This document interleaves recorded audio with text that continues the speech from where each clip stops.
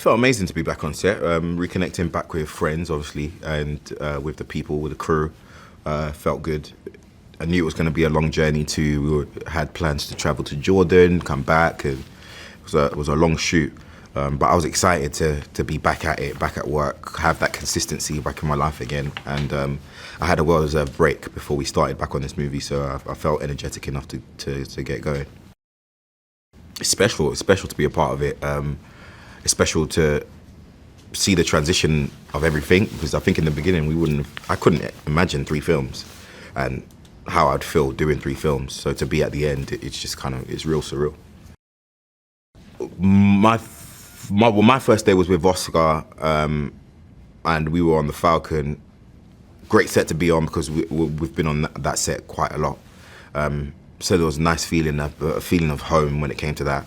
And then it was just great laughs. Like, you know, me and Oscar are just bantering half of the day when we're doing these scenes anyway. That's why they're so enjoyable.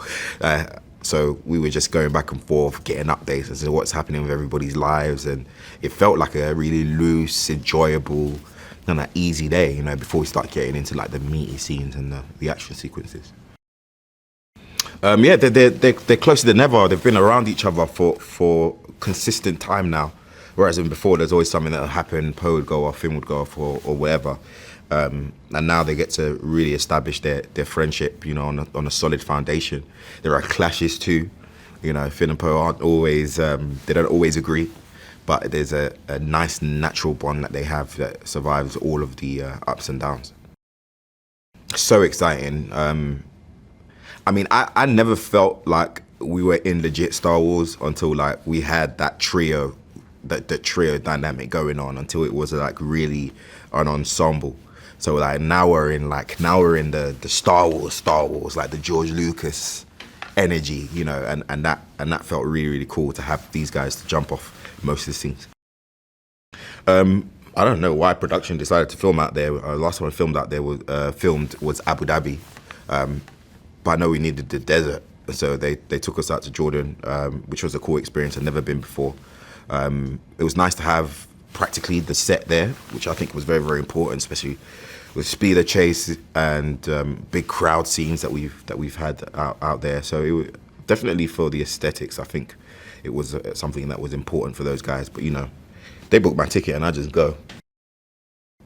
I think like loyalty with friends, you know, with connections to the people that he loves. I think for me, the connections that people that I genuinely love are quite deep. And I think Finn shares that same notion. You can see it throughout the film. It's great conversation. There's really good funny moments. We get to like see these guys. They're young people. They're characters in their early 20s who are like now the significant leaders of this army, and this army that's dwindling. They don't know what to do about it. So you get to see the natural human element to all these characters, which is something for me that is quite important in these kind of stories, you know.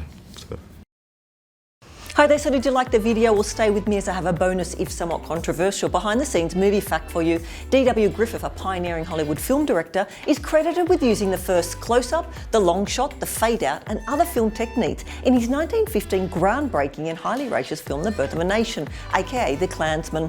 Now, do you like my shirt? You can get one for yourself in the link in the description.